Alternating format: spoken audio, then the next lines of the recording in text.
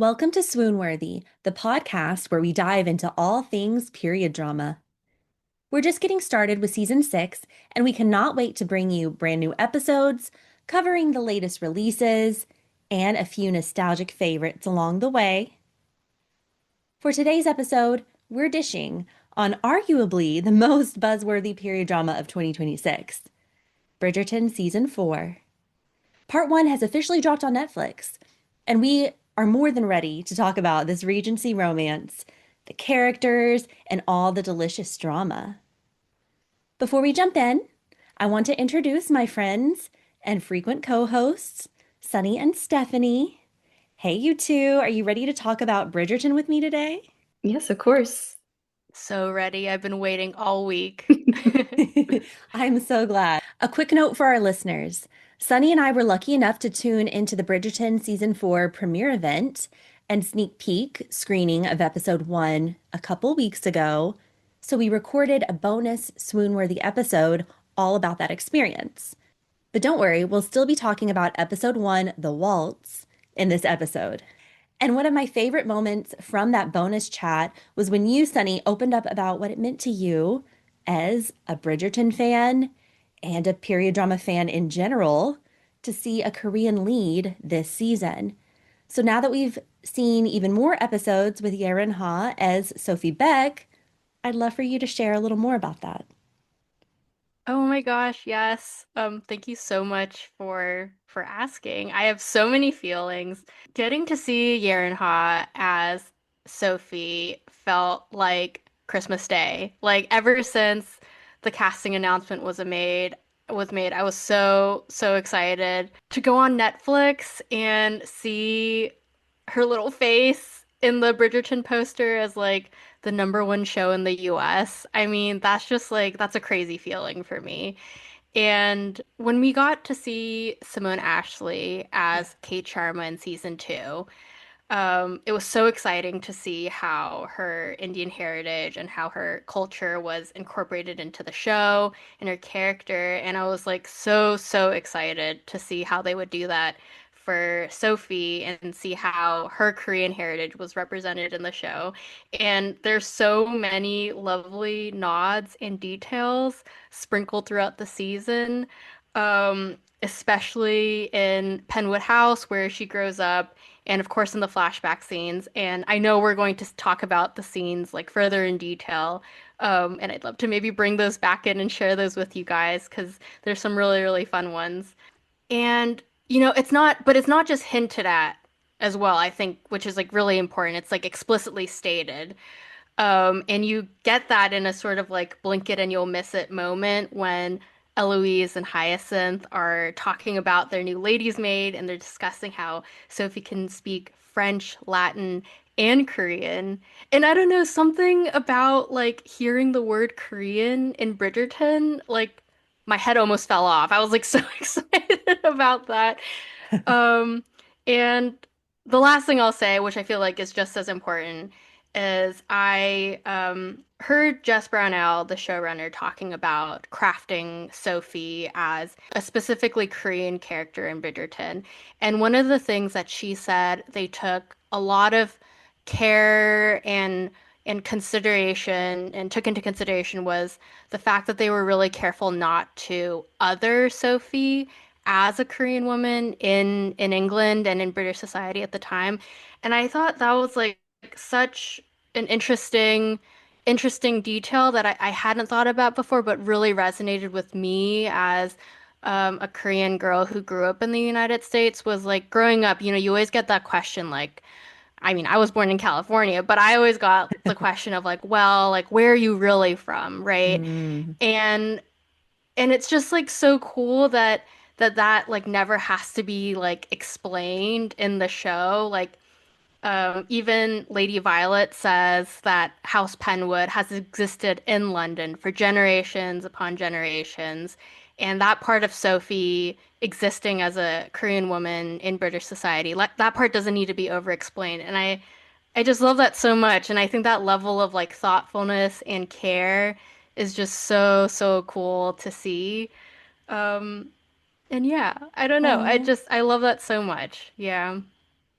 Thank you so much for sharing all of that. I mean, it's it's I feel like we're lucky on Swoon-Worthy to get your take on it. So, Yeah. yeah, thank you so much. And I love the what you said about what Jess Brownell said. I think I saw it on an interview too. And she mentioned the name change. So in the books, Julia Quinn's books, we have Sophie Beckett. And did that name to you? I mean, that was so effortlessly integrated into the story. Did you agree with that? Oh, totally. Yeah. Peck is, it's not the most common Korean name, but I have Korean friends with the last name Peck. And again, hearing a Korean last name on Bridgerton, it will never cease blowing my mind. And it's so funny too, because I feel like Korean girls who grow up in the States now, like with this very like diverse, inclusive culture being like portrayed in mainstream media, etc. Like it just wasn't that way when I was growing up 10 years ago, 10, 15 years ago. And so to me, it still blows my mind. Yeah. It just makes me so happy that, Oh, you know, younger Korean girls get to grow up and this is like the norm. This is like part of yeah. part of it. That's just like really cool. Mm. Oh, thank you That's so so beautiful. much. Yeah. And I like how you mentioned season two with Kate Sharma, and who in the book, the last name was Sheffield, and they changed it also so effortlessly, so seamlessly. I just love how Bridgerton has given us so many romances over the years and brought diversity and all kinds of great things to the forefront. Of course, the series is based on the beloved books by Julia Quinn, but Shonda Rhimes and Netflix really expanded the universe, made it their own. They've kept the core structure, each season centering on a Bridgerton child falling in love, but they haven't always followed the book order and even gifted us with Queen Charlotte, the spinoff, which is definitely a fan favorite. So before we dive into season four, one more question to ask both of you. Which season has been your favorite so far? Have you ranked them? I think my favorite season would have to be season 2 because I just love Jonathan Bailey. He's definitely one of my favorites. And I thought Simone Ashley was wonderful as well. Such a great addition to the show. They had really great chemistry and there was really great acting that season too. And if I had to rank them, I think I would say the third season comes next and then one is last. um, but Fair yeah, I enough. think this current season has potential to be my favorite. We'll see. Ooh, I love that. Yes. Okay. I'm with you on a lot of those. What about you, Sunny? Ooh, well, I think it comes as no surprise that season four this season is probably my favorite. Haven't even seen the last four episodes, but I already know this is definitely number one for me in my heart. Ooh, can I bring Queen Charlotte in a season two? Does that count? Yeah, yeah, yeah. Bring Queen Charlotte into your Okay. rankings for sure. Yeah, Queen Charlotte's definitely number two. I loved Queen Charlotte. I love that it like stands alone and it's this sort of, world in and of itself. I love the actors who play Queen Charlotte and King George. Third would have to be Kate and Anthony, season two. And then, I don't know, Colin and Penelope and Simon and Daphne are kind of tied for me, but I think I'll have to rank Simon and Daphne season one next, just because it was the first season and it was so magical, and I thought they had great chemistry. Sorry, Colin and Penelope, I love you guys too. No, that's so funny. Yeah. Okay. I think we're all on the same page that Kate and Anthony's season was stellar. That's my personal favorite. And it's funny because on Rotten Tomatoes, it's the lowest rated, but then everyone on social media is like, that's totally stupid. This, Really? yeah, they're like, that's wrong because they had such chemistry, as you said. And I think they were really settling into the Bridgerton world so well by that point. Queen Charlotte's probably my second, but I think season four might just come in there and take the second spot. We'll see. And then if I could split season three, part one and two up, I would rank season three, part one above season one of Bridgerton, and then season three, part two at the very bottom because I hated it so much. Oh my gosh, I actually really agree with that. Yeah. I rant about it on a previous Swoon-Worthy podcast episode with my sister. I thought the part one was so great and I loved everything about it. And then it was just too chaotic, too many storylines, not enough Colin and Penelope in part two. So that is my hot take. That's kind of coming back to me now. I forget, so much of what happened, and I do remember there was a lot of complaints about the end of season 3. Yeah. Yeah, I do love Penelope so much, but yeah, that was kind of there were some rough spots in that season for sure. Yes, and as you said though, like Nicola was not the problem at all. She No. did such a phenomenal job as the lead Yeah. and her glow up and just oh my God, I love her so much. Okay. Okay, this was fun. I really was curious. I hadn't asked you guys, beforehand in preparation for the podcast, so it was like in real time hearing your thoughts on the whole Bridgerton universe. So thank you for that. Now for the focus of this episode. Let's break down part one of season four, Bridgerton, starting with episode one, The Waltz, which gave us Violet Bridgerton's masquerade ball, the opening ball of the social season. They really jump into the party scene pretty quickly, and the episode opens with the wisteria embellished Bridgerton house in Mayfair, London. But new this season is a view to the downstairs of Bridgerton House. It's very much like the opening of a Downton Abbey episode. We've actually met this staff briefly before. I looked it up just to be sure. Miss Wilson and Footman John have been in all four seasons off and on. Celia was in season three and Queen Charlotte. And so those three from the downstairs staff are really front and center in this first episode and throughout.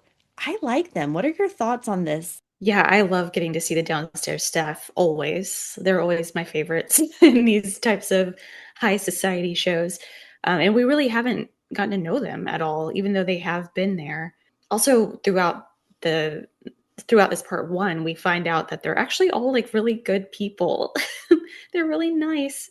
So that makes it even better. I don't like seeing bickering amongst people, like the drama as much. Oh, yeah. So it's just nice to see that they like are so cohesive and there's so many of them. Yeah. I forget how big Bridgerton House is. It's Yeah. huge. So yeah, it was really cool to like see that part of the house and to see the staff. Okay, so you like how it's not like scheming like in Downton Yes. and the Gilded Age? Yeah, there's no O'Briens or, no like old mean racist ladies. It's just like they're all like nice and they work together and it's I it's love great. that. You're so right. I'm glad you brought that up. Sunny, what do you think about the downstairs addition to Bridgerton? I have to agree with Steph. I love seeing the downstairs in any period drama. And oh my gosh, the kitchen sets in this season are stunning. I'm filled with kitchen envy. And we get to see so many of them. We get to see, I think, maybe four kitchens. Oh, yeah. Yeah. Anytime I go visit an old house or do like an old house tour, I'm most excited to see the kitchens just because there's something about this very like utilitarian, tactile space that makes history really come alive for me. And I love that we get to see some of that this season in Bridgerton. Yes. All right. Good thoughts all around. Then, before the masquerade really starts, we're reminded of Benedict's artsy bohemian lifestyle and Queen Charlotte's thirst for gossip when she summons Penelope, aka Lady Whistledown, to her court to give her a foretaste of her first published society papers. So that's kind of how the story starts out. And now let's talk about the big event, the masks, the costumes, the general splendor of Violet Bridgerton's masquerade ball. So first we see like a montage of everyone tying on their masks, and we've gotten these promotional stills and photos ahead of the season. So we knew what Eloise was going to look like, what Violet was going to look like, what Penelope was going to look like. I think we have to talk about these costume choices for a moment because they were spectacular. Eloise as Joan of Arc was inspired. Do we all agree? Yes. Oh yeah, I loved it so much. The bob, the just the armor, the chainmail. I think Sunny, you mentioned something about the chainmail last time I talked to you. Yes, the fabric that they use to represent the chainmail is like a beaded embroidery, and I just thought it looked stunning under the chandelier light. She like looked like she was glowing or like glittering. Hmm. And then the nod to the pirate costuming of season three for Colin. So then Colin and Penelope got to actually be pirates. And one other funny thought is, or one other funny comment from Nicola Coughlan is she said something like, I'm a I'm a blonde in real life, being a ginger, being a blonde in this scene. And I just couldn't get that out of my head. All this to just put on another blonde wig. Right? But it's funny. She looks great in it. And then we have Violet as Tatiana, the fairy queen, both Marcus and Lady Danbury being Zeus. That's a funny moment. You like that one, Steph? I love that. And she's like, I'm Zeus as if he were a woman or something like that. Yes. She is so cool. She's such a baddie. I love her. She's great. And her voice is just like, I love the way she speaks. Like, I just want to eat up every word she says. Yes. Oh my gosh. And then we have the Mondriches as like Cleopatra themed. That was cool. And then I guess probably Mark Anthony is probably who he is or something. Then we even get to see Sophie put on her beautiful silvery mask, which we had seen in promo photos ahead of time. But we really didn't know that we were going to get to see Sophie at the masquerade as the first introduction to Sophie. Because in the book, and I know, Sunny, you've recently refreshed your memory with the book. Correct me if I'm wrong, that's later on. Like we get her backstory first and then the masquerade. Is that right? Yes, I have the book right here. Yay. Oh no, I don't know if you can see it, but it's got Yerin and Luke Thompson on the cover. But yes, you're right. In the books, we meet Sophie first as a maid and kind of follow her sneaking into the ball, which is a lot of fun. But I actually really loved how they introduced Sophie for the show. It's fun to for audiences who maybe don't know the backstory to get the oh my gosh moment at the end of episode one when it's revealed that she's a maid. Yeah. And I think Benedict is also described as wearing like a very simple mask, like the just plain black. And then he does it in this, and he looks quite dashing in this one as well, right? Yeah, I think his costume is actually based off of Joseph Fiennes in Shakespeare in Love. No, I Could hadn't see the heard that. resemblance. Yeah, That's yeah. awesome. Okay. Very cool. Like all of the extras being in costume, I believe it was said that 200 costumes were made by John Glazer and team for the Masquerade Ball, and the dedication and time and artistry there really is really shown. Yeah. Yeah, they were so beautiful and so elaborate. It was so hard to like see them all because there's so Yeah. much movement too in the scene. And I was trying to look at all the details, but it's impossible to see it all. But I do Mhm. love that swan, the girl with the fluffy Yeah. swan on her head. Yes. I was obsessed with that one. That was it really focused on it for a moment. That was really cool. Yeah, it kind of like floats by the screen. And then we have our new family coming in. So Araminta and her daughters, Rosamond and Posy. And this is like the wicked stepmother, evil stepmother, and stepsisters. However, we have a nice, sweet one. But their costumes, Araminta's in just all black and, still kind of in mourning. But Rosamond is Marie Antoinette. And Isabel, I learned later, because they mentioned it, was a mermaid. I didn't quite get that at first, but the color was cute. Yeah, I love that color so much. It appears a lot in this show, like that light green color. Penelope wears it a lot. I'm Hmm. obsessed with that color, and I even wore it to your wedding, Carly. Like Yeah. it's just Oh, like one of my favorite colors. So anytime I see it, I'm like, oh, I love it. But yeah, all the beading and everything on all of these gowns, Yeah. it was like unreal. It's very beautiful. It's what we really wanted. I love a masquerade scene in period dramas. Yeah, it was a fun introduction, and y'all might find this interesting. I haven't read the books, and I really didn't do much research on this season at all. Like I haven't even Oh. seen any promo before watching it, so I had no idea this was like a Cinderella story. I Oh. just Sophie was like showing up alone to this thing, and I was like, "What's going on? Like I don't understand this." And then when he said, you have to be back by midnight, I was like, I see what we're Mm. doing here." So I do love the way that they introduced like the Cinderella trope, and it's, taking place with this masquerade party or masquerade ball. And it just all felt very magical as someone Oh, who knew nothing about the story. Steph, that's did you know going in that Sophie was a maid? No, I Oh my didn't. gosh. Yeah.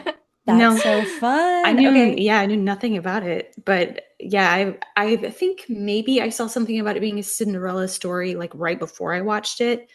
And so it didn't surprise me that she was a maid, but I loved it. I was like, I'm locked in.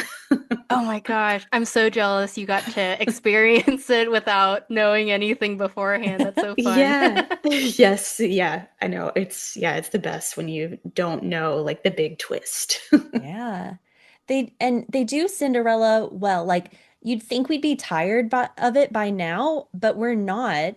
And I No. do think that Cinderella stories are particularly, especially cinematic. And that's why like the Disney Cinderella live action's the best. That's why we have so many Cinderella adaptations. There's just something about it that works on the screen and in musicals and all that. So, yeah, hats off to them for making this feel not like we're drowning in this like old story.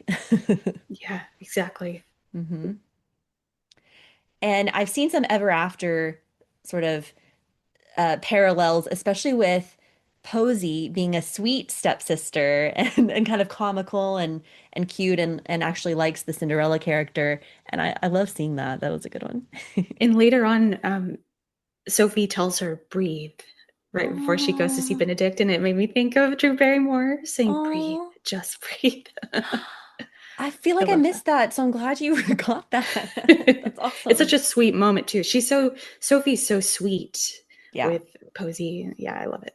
Oh, love it. Did you guys grow up watching the Cinderella sequels, the animated sequels by Disney? I've seen the No. second one. Okay, I can't. Oh, maybe it's the third one. The third one is when they like go back in Go back time. in time. Oh, I've seen that Yeah, one. yeah, Yeah. I yeah. know which one you're talking about It's so funny because like growing up in the early 2000s, now. like the sequels, I actually watched the sequels of all the Disney classics more than I watched the That's so originals. funny. Yeah, like I watched like Mulan 2 way more than I watched Mulan 1 and Peter Pan 2. Anyways, but in the Cinderella sequel, there is like a storyline where Cinderella and Anastasia, like one of her evil stepsisters, they grow closer together, and hmm Sophie and Posey's storyline in this season kind of reminded me of that, which I thought was really sweet. Oh, I love that. Wait, side note, because also the Beauty and the Beast sequel, The Enchanted Christmas, I just rewatched that one and it's really Oh, I love that lovely. one. Okay. I didn't even know these sequels existed. Like I've never even heard of Yes. those. Yeah, and Pocahontas too, they actually bring John Rolfe's character in. Oh, wow. Yeah, Yep, like yep. really historical there. Oh my goodness. I love Belle's red winter outfit in that Mm, sequel. I wish I had that in real life. Same, same. I do like too how there was a callback to season one where Lady Penwood is introducing her daughters to Lady Violet, and then she's kind of encouraging them, and she says, "Everyone knows reformed rakes make the best husbands." Little bit of a nod there. Eloise is on she claims she is on the shelf right now. So she's like, I've done this whole debutante season thing. She really just wants to be done with it and be a spinster. She's like owning that. And her mom says, like, no, that's not going to happen. So we'll see that play out a bit more. Francesca is there with her husband. She's just returned from Scotland. She looks beautiful. And we even have, I have to mention now, Hyacinth sneaking into the ball at one point, and she's so cute. I really like how they've been giving us more Hyacinth time this season. She's so cute. Me too. And I love her interaction with Eloise at the masquerade. They're so Mm, funny together. they are funny. Yeah, they're such opposites. I love it. Total Yes. sisters. I did see someone mention on Threads that the Bridgerton girls, they kind of mirror Little Women sisters a little bit. Like, yeah, right? Like Oh, Daphne as Meg, Eloise as Jo, Francesca, the quiet one, Beth, and then Amy and Hyacinth. And I was like, oh my gosh, that's so true. oh my gosh. I did not see that at all, but now I can't unsee. Totally. Right? I Yeah. love that. That's so cool. Yeah. And then Queen Charlotte makes the grand entrance there with Brimsley, of course, and she summons Penelope again. I mean, I think that Penelope's kind of tired of the Queen Charlotte camaraderie right now, but they have to choose the person that Queen Charlotte's going to champion this season. And she's like, I don't want to do a debutante. She wants to champion a bachelor. And she's looking around the room. Penelope's got, all the gossip about like this guy is boring, this guy smells. I was like, that's a little harsh. I know. I felt so bad for that actor because he was just standing there, like smiling. Poor thing. Uh, and eventually she does notice Benedict there and probably has seen like the girls fawning over him. And you'll see some interactions too where the debutantes, they know he's a Bridgerton boy, but they just don't even know which son he is, if he's the second or third. And it's just so impersonal. And I think that's really the main reason why Benedict just doesn't even want to be at these events. Like he's so tired of this. I think earlier when he was talking to Violet, he said, there's no zest for life, no animation, no imagination in these girls. And that's really going to be why he is enamored with our leading lady here. In the debutante's defense, Benedict doesn't really make a huge effort to get to know them. He kind of like runs around the ballroom trying to escape them, which, understandable. But I think what it is maybe he's like turned off by the fact that all of these women want to marry him for the Bridgerton name. Classic like they don't know the real me, they don't love the real me, they just love my title. So, understandable. But I think that is what makes his meeting with Sophie so magical is that she has no idea who he is. And the first time he sees her, is when she is totally oblivious to everything else in the room. She's not she's not hunting him down. Right. She's just having a blast. She's like having fun at this ball and you know the first moment he sees her is when she's staring up at the chandelier just like in awe of how beautiful it is. And I think that's so sweet because she doesn't even realize he's looking at her at that moment. But it is that sort of like, oh wow, here's a girl who's just like having fun and doesn't care about, she doesn't care what other people think of her. She doesn't care about, the underlying reasons for all these debutantes and their mamas going to the ball. She's just there to have a good time. And I think he like sees that in her and is like, oh, maybe we can, I don't know, have fun together. Oh, yeah. And she looks beautiful, dazzling in that silver dress, which is described in the book as silver. So everyone, couldn't wait to see that color gown. And color themes, of course, in Bridgerton, so key. We have the Bridgerton blues, we have the Featheringtons and like brighter, vibrant colors. And then this silver is just, I don't know, it's going to be a standout piece in Bridgerton history, I feel like. It's so magical. I mean, and Cinderella gowns are just so important, right? Like in the story. Like another thing that I love is speaking of Disney Cinderella, that dress that Cinderella wears in the 1950 animated Disney classic is more silvery. It's not just like blue, but then they've always taken Cinderella dresses to be a light blue. And of course, I love Lily James's blue dress, don't get me wrong.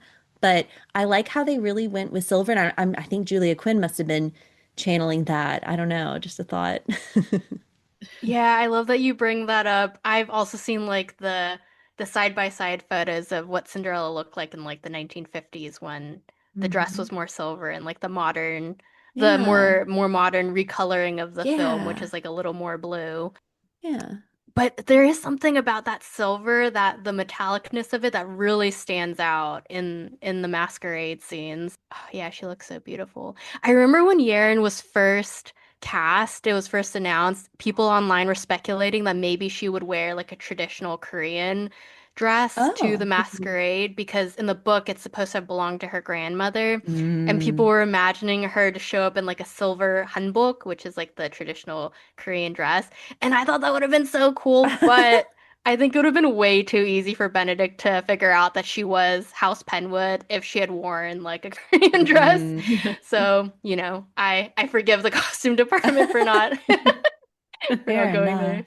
It looks like she's glowing. Like the color, like you were saying, the color, they got it so right that it just looks different from any other color in the room. And under that chandelier, she's glowing. And the mask is just so perfect with it too. And her mask is huge. So It it like is. it really does disguise her, but it's also pretty. I don't know. It really made it work. Yes, and I loved the bow. I'm just, for some Yeah. reason, drawn to the ribbon, the Yes. bow in the back. It's so beautiful. I don't know how they got Mhm. the perfect bow, but they did. Yeah, they did. And it matches the bows on her sleeves too. Yeah. I love that detail. The neckline is also just really flattering on her. I mean, it's just, wow, it's so pretty. All right, so if you were to wear a masquerade ball gown and a mask, what color would you wear, Stephanie? Am I sensing a green? You know it, girl. I'm going to be wearing green of some sort. Yeah. Yeah, definitely green. I'd probably be like some sort of bird. I don't know. Ooh, I don't know Mm. what. I love that. But yeah, I love birds and I love green. So maybe some sort of parrot, like a macaw, or maybe a peacock or something. I don't know. Mm. Love peacock motifs in period dramas, by the way. Like a lot of Mhm. costuming, they go the peacock route and it's just so beautiful. So I Yeah, love that. absolutely. What about you, Sunny? Ooh, I love mermaids. I was really excited that Posey was going to be a mermaid, especially reading that in the book. Yeah, I think I'll have to go with Posey's costume. Maybe in like a French blue or something, more blue than Yeah. green. Yeah. Yeah. I was thinking blue too, like, and I liked the Marie Antoinette idea of Rosamond. Of course, she's wearing that necklace that's like very Marie Antoinette, but I didn't love her gown as much, but maybe we just didn't get to see it. And guys, okay, I watched some of this with my husband. He was like, that looks like a Arizona green tea can print. Yes. I was like, I okay. think, oh my gosh, that's so funny that Tristan picked up on that because that was like a thing people on Reddit were saying. Oh, really? Yeah. That's so funny. Yeah, I didn't love it as much. I would have gone, I love, Marie Antoinette, that powdery blue that she sometimes wears. And then they have a moment where Benedict saves her and she says, "Why did you save me?" He noticed how enamored she was with the surroundings and that she was beaming. But I do like how she says, "I could have handled myself." She claims, truthfully, that she's not looking for a husband and she can't dance. I like how he thinks that she's doing a little role play here with the not being able to dance. That's cute. They go to the private terrace. He they have a great time talking with one another. Like that they really start talking and getting to some deep subjects right away. Yeah, I love that. I love that Sophie pushes back against Benedict too. Like there is like a sort of verbal spar going on between them, which is like so fun to watch. And yeah, they get kind of like philosophical at some Hmm. points, like not just your run-of-the-mill masquerade small talk. Yeah. Um, yeah, and of course he teaches her how to dance, which is so romantic and The uncovering of the glove and the kiss on the hand. ooh, spicy. It's so nice. And he also chose to kiss her on the cheek instead of the lips. And I think, Sunny, we talked about this in our bonus episode that, he's been partying lately. Even right before this, he had a little encounter at his bohemian party. And so I think for him, this was saying like, okay, this is different. I'm not gonna just go plant one on your lips. This is like more of an intimate moment. This might turn into something. And I think by doing kissing her where he did, that was his kind of indication to himself, even that she's special to him. Trying to follow the rules and be a good boy. Yeah. Then she's running away at midnight, but she comes back and she gives him the kiss. And that was also showing the audience that she may be a sweet Sophie, but she's also bold and just, I don't know, definitely a heroine we can get behind. Totally. I loved that first kiss. Mhm. Yeah, icon moment. Yeah. Mhm. and she runs through the party. This is very Cinderella trope-like. She bumps into Lady Araminta. They have you know, a scene where they stare at each other and you're like, that's going to come back later. We see Sophie return home to be greeted by her friends. Irma and Alfie, I believe, are her servant friend names, and they're both really lovable, I think. Do you agree? Yes, I love Alfie and the way that he says Sophie, Sophie. It's so cute. They're so It's sweet. she has to serve tea to Lady Araminta and the girls, and there's another bold moment where she just sets that tray down really loud and really like forcefully, and that kind of is like, ooh, she's just, she's just had the best night of her life, and she's not ready to give up on that, is what I'm thinking. Yeah, she's had it with them too. Like or when we see her after the ball, or I guess it's in the episode too, when we see her like preparing for the ball, she's like, I hope I don't kill someone tonight. So she's had it with them, understandably. Oh yeah. All right. Lastly, with this episode one, have to mention that Lady Danbury has a very heartwarming moment where she's talking to Queen Charlotte. She's really just laying it all out there, how she wants to return to her ancestral home, I think she calls it. And she's ready to just take some time for herself. And Queen Charlotte's listening, and it's all, going smoothly with this monologue. And then she just says, no. Which is humorous, but then you're also feeling for Lady Danbury. I mean, this scene, you have to talk about it. Yeah, it's so funny. I watched the first four episodes. Well, I should say I rewatched them with Liam, my husband, and during the scene he was like, "Oh my gosh, she's so rude." If you don't know Queen Charlotte, like, Yeah, yeah, but that's what I said too. I was like, "You Mhm. should watch Queen Charlotte and then you'll understand her." I love how they cut to the orchestra playing I'll Never Let You Go by Third Eye Blind after she says no. That made me laugh out loud. That was so funny, so like heavy-handed. I just love it. Third Eye Blind at the ball, like why not? Yeah.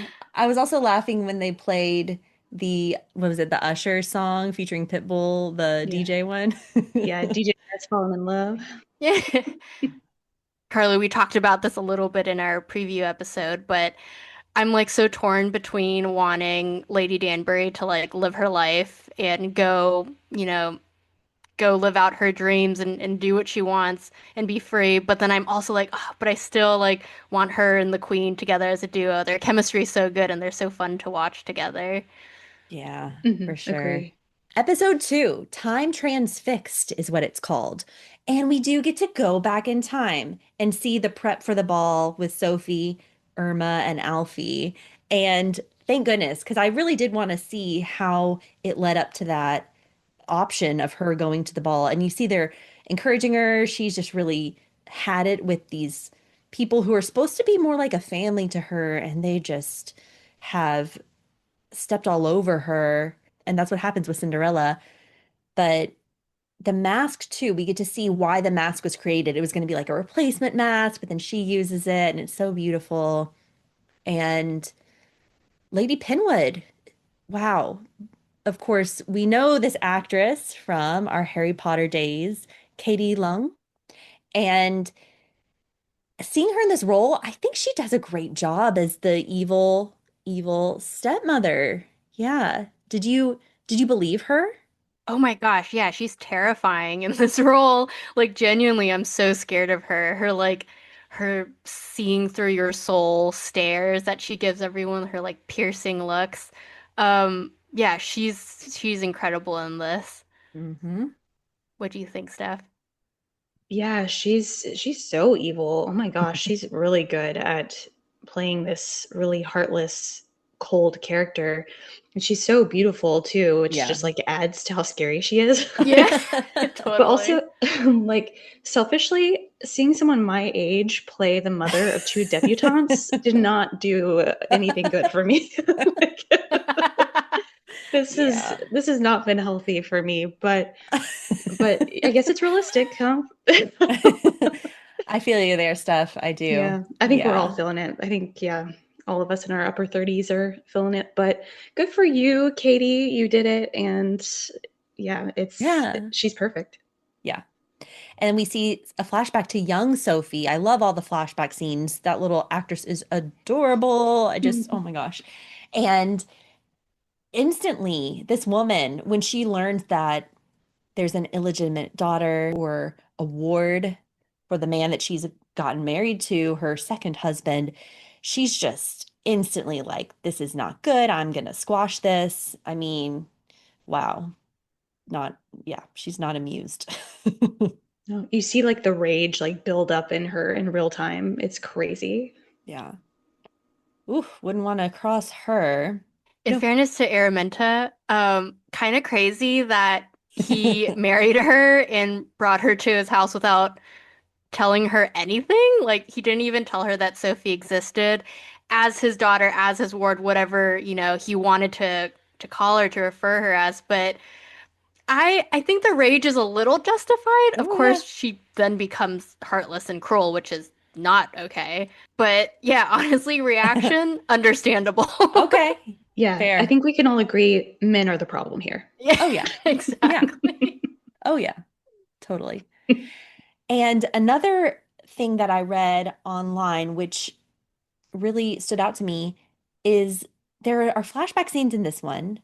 There are flashback scenes with Simon Bassett as a young kid, flashbacks in season two with Anthony and his father that really make it feel Bridgerton-like. No flashbacks in season three. And that I think was a miss because how cute would it have been to see like little Penelope like falling on hard times with her mother and her sisters and then really to understand her character better. I think that was a miss. Do you see what I'm saying? Oh my gosh, Carly, I totally agree. Yeah, to see little Penelope, that would have been so sweet. And also maybe a Yeah. little sad, but oh, I would have loved to see, yeah, little Penelope. Yeah. And I can't take credit for that thought. That was definitely on Threads, but I was like, oh my gosh, that is so true. Because I feel like as much as I loved part one of season three, everything seemed a little rushed and crazy in that season. And Totally. yeah, that maybe that was something that was missing. Now we have Benedict wanting to find his lady in silver. And he he starts showing up in the daytime. And his family's like, wait a second, you're up before noon. This is so funny. I love any time that Eloise and Benedict get to interact, and we finally get this. I mean, this was going back to season one with them on the swings. We get a resurgence of this and love it. They're so fun together. Yeah, I love the misfits because that's who I always relate to, like the people who don't want to follow society's standards. And I love that they have each other. And I think they're really good friends in real life too, the Oh, actors. I guess they all are really, yeah. but they're just, yeah, they're wonderful together. So I loved these moments too. Yeah. And they decide to help each other a little bit. She's going to help him to talk on the promenades and get some information. And I've watched this one little part like three times. It's when Benedict is trying to pawn her off to these two lords, and it's like what he says, I shall leave you to get better acquainted. And it's like the way he delivers this line, I find it so adorable. Anyone else? He's so sassy sometimes, like the way he talks and delivers lines. It almost sounds like kind of current, like of modern times, the way he talks. But it's really endearing. And Yeah. yeah, he and Eloise both, they're very sassy. They are. We like the sassiness.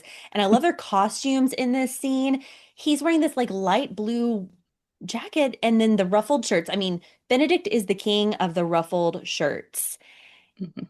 I think even in previous seasons, he's had the best wardrobe of the Bridgerton boys. I'll go ahead and say it. And I think it's because of they try to give him more ruffles for his character, and it's just so It's great. because he's bi. There you go. There you Yeah, go. it just is. Yeah, his waistcoats have some really beautiful designs this season. And his cravats too are more colorful and more jeweled. And oh my gosh, love his looks in this season. There's one cravat in particular that I love. I can't remember which episode it's in, but it shows up in all the promotional videos that Netflix and Bridgerton have been doing on socials and stuff. Um, it it features a Korean design motif, like a floral design motif. Oh, And that was, of course, done intentionally by the costume department as like a little nod to Sophie's Korean heritage. But yeah, I actually visited Korea this past winter with my family, and that little motif is like it's everywhere. So it's just really cool to see it featured on his cravat. oh, wow. That's really cool. Yeah. Yeah, there's something to be said of him, especially later when he meets Sophie in real life as like the servant Sophie, that he subconsciously knows she was the lady in silver. So maybe he picked that, without totally realizing it or something. I don't know. It's just like Yeah. a, a theory. I also love the idea that because this version of London is like a melting pot of all different cultures, that he could have gone to, I don't know what you would call a shop where you buy a Or like a cravat. marketplace. Yeah, like a Yeah. market, and he was choosing fabrics that like Korean fabrics would be available to him. I think that's such a cool concept. Yeah. Yeah, you definitely see people in like African inspired fabrics and Hmm. everything. So, Yes. like, I just want to go into a fictional like clothing store in the Bridgerton Yeah. world. It's probably so colorful and beautiful. Also, just what you said, I was thinking of in season two, Kate Sharma wearing like paisley print, Hmm. which Yes. was big in the real Regency time from India. They brought it over, and I think the paisley name comes from like Scotland. But it just made so much sense to see it on her character. Hmm. I love So, that. yeah, they really put a lot of time and energy into the costuming. And I think at first people thought Bridgerton was a little fantastical with the costumes that, they didn't like some of them. They weren't historically accurate. But they've created this world and I think everyone's on board now. Like I think it just took a little time and now we love it. Hmm. Can we quickly mention we're at the part where Eloise is talking to these lords. She gets dumped by Benedict, and when Lord Tuss kisses her hand, and she's like, "Oh," she's like, actively disgusted. That is such a relatable Eloise moment. We love Eloise, us single ladies. She is our queen, and it was just so funny, and just had to mention that. Yes. No, Claudia Jessie has embodied this character so well. Oh my gosh. She's so funny. I I said earlier I was watching this with Tristan and he did say like how old is she with that bangs? I know it's just bad to say. But no, I mean that she is an exception where she's playing double her age almost. Yeah. I mean, I love it. We love it because we followed Eloise throughout this journey, but I can see how like coming into it, you're like, wait, she's supposed to be 20 years old, 19 years old, like what? Yeah, that's for all the characters, though. I mean, they're pretty much all Yeah. in their 30s at this point. And Yeah. Same with Luke Thompson. I think he's 37 or 38, yeah, maybe. he's our age. He's our Yeah, age. Yeah. he and Jonathan Bailey were both born in the same year as me and Carly. Hmm. Oh, no way. Yeah. Hmm. Yes. Florence Hunt, who is 18 in real life, playing a 14-year-old, that's, we can get away with that. She's got the youthful energy. And Hannah Dodd, I looked up 30, playing a 19-year-old. You know what? I'm not, saying anything bad. It's just interesting to me too. Yeah, it is. Man. Especially like Netflix knowing that this was going to they were, it was going to be like a 10-15 year project. But yeah, they're perfect. Oh, they're perfect. Hmm. And that's why, though, I do suspect they're going to go with Eloise's love story for the next season because I'm sure Mm, Claudia Jessie might want to move on to other projects. I don't know. That's just my theory because it was announced that the next two seasons that are already, full speed ahead by Netflix are going to belong to Eloise and Francesca, but we don't know the order. Oh, Yeah. So we shall see. I think it's going to be, my prediction is Eloise first. What do you guys think? yeah. I mean, she's Claudia is going to be like 40 by the time it comes out. And there's nothing wrong with that at all. But yeah, like we're saying, that is very real. Yeah. I agree that Eloise should be the next season, but I think I have a sneaking suspicion it might be Francesca, just because I've noticed that in a lot of the like promotional videos the cast have been doing, they've Ooh. been pairing up Yerin with Hannah Dodd, who plays Francesca, and maybe I don't know, they're like hyping Hannah Dodd to be the next face Hmm. of Bridgerton. We'll see. We'll see. Yeah. Honestly, as a spinster myself, I kind of want Eloise to stay a spinster and just be happy with it. Like, I Yeah. would like that representation personally. Yeah, yeah, I don't want another person to betray me and get married. yeah. Oh my gosh. Because it's very real. Like, she represented that in season 3 really well. Like, Mm. seeing Yeah. like your best friend getting married and you feel so left behind and all the Mm-hmm. complicated emotions that come with that. And she's also, hilarious, but Yeah. yeah, she gives us that Joe vibe of, just Yeah. wanting to be independent, wanting to read and learn and, all of that stuff. So yeah, I'd be okay if she didn't get married.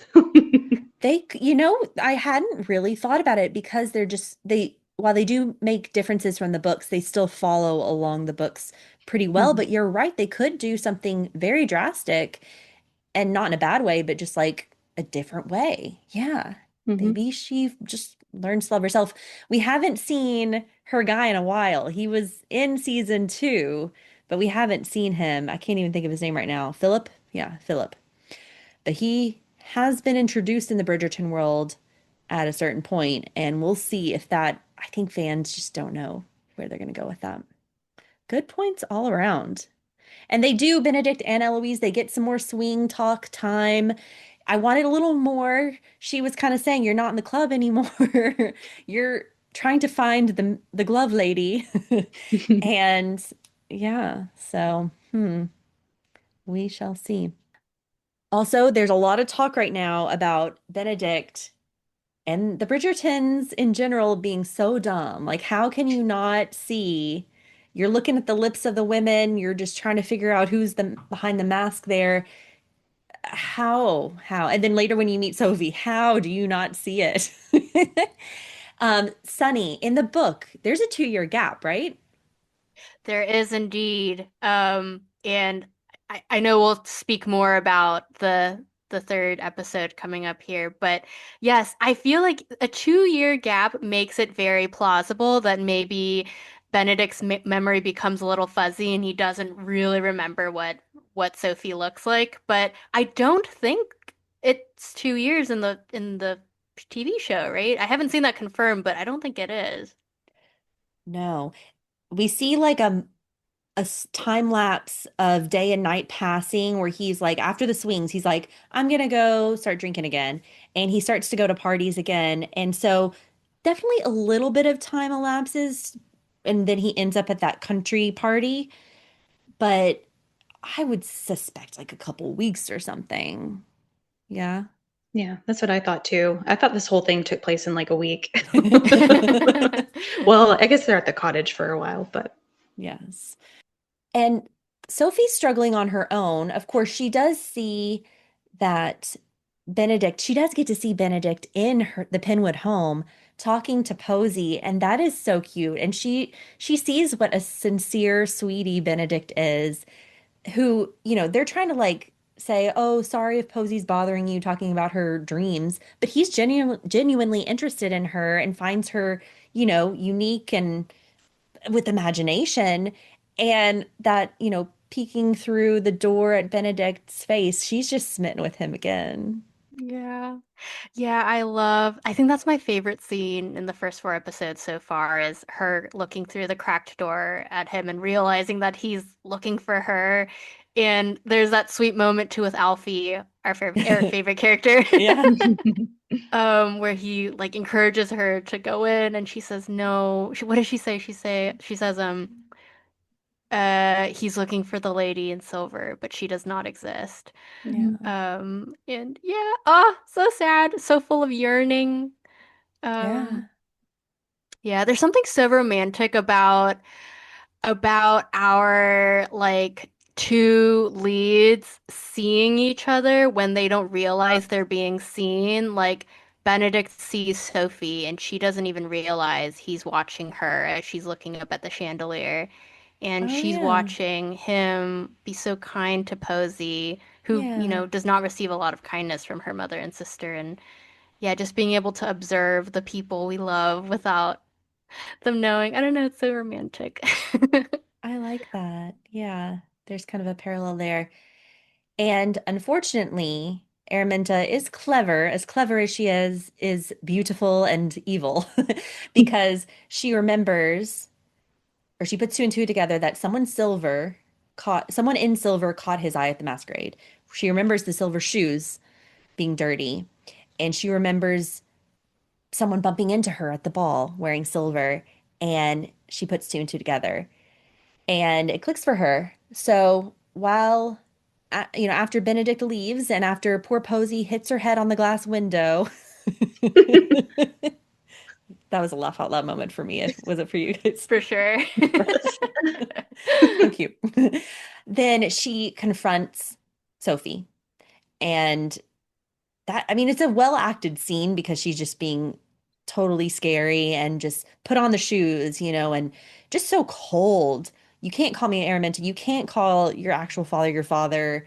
She doesn't want to just punish her. She wants to dismiss her for good. She wants her out of the house because this is a problem for her, especially if Benedict comes around again. So, yeah, Sophie has to make her way in the world after this. And she doesn't have a lot of experience outside of Penwood House. She doesn't have a lot of money to her name. She has been ignored. She probably did get something in the will, but stepmother says no. And the only thing she leaves with are like some shoe clips from Posey and hugs from her friends, and she's out. She's out of there. Yeah, I it's thought it rough. was so interesting how usually when Cinderella tries on the shoe and it fits, her dreams come true, right? But in this case, she tried on the shoe and it fit, and that was the end. That was like a nightmare for Ooh, her. And so it was like a very different wow. twist on the Cinderella story. That's That good. hits. That's good.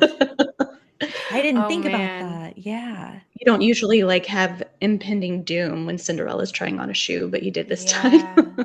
Steph, that's so good. I didn't even think about that. Yeah. Thanks. I don't usually think of things like this, but I did. Oh my Wait, gosh. speaking of shoes really quickly, can we just talk about Araminta's shoe closet? Because that's like insane. Pretty cool. And since you just reread the book, Sunny, hmm um, the shoe clips are mentioned in the book, and I thought it was like the shoe clips that Posey gives her. Is that a thing? Are they different shoe clips? Can you? So, yes. So in the book, the shoe clips come from the pair of shoes that she wears to the masquerade ball. They're detachable. She thinks they're made of diamonds. In the book, she actually takes them herself, and that is sort of like a catalyst for many of the things that happen afterwards. Like Araminta accuses her of being a thief because she notices that the shoe clips were gone. But of course, in the show, Posey is the one that gives them to her, and I think that is going to come back as an important but subtle change. Who took what from who, Ooh. and for what reasons? Yeah. But then they didn't look like the same shoe clips to me. Am I wrong? Oh, did they not? Hmm. I like went back. I was like, those don't look like the same one. So I was like trying to figure that out. Oh, okay. Maybe that's even more significant than We'll we see. I could realize. be Yeah. wrong. Also, you know how Benedict, instead of the shoe, has the missing glove from her.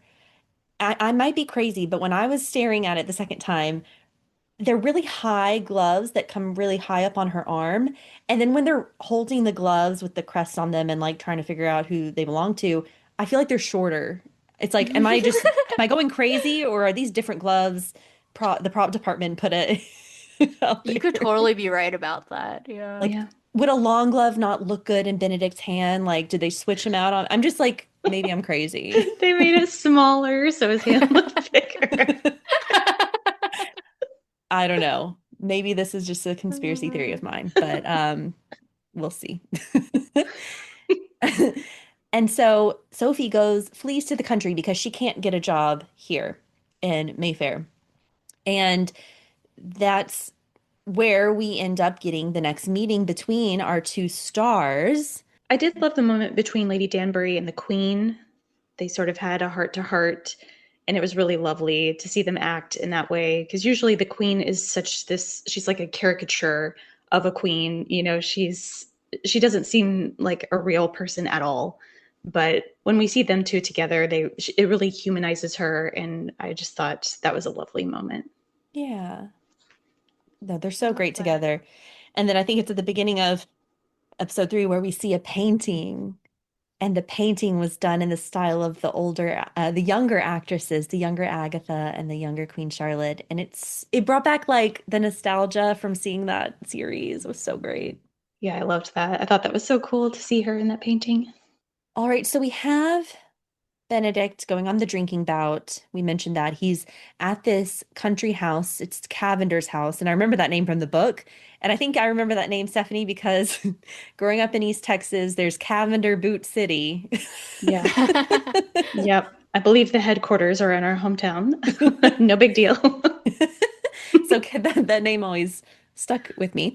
We do have a nice friend at this party who is Mr. Hiscox, and he talks to Benedict about finding love with an actress who becomes his mistress, named Virginia, the actress name.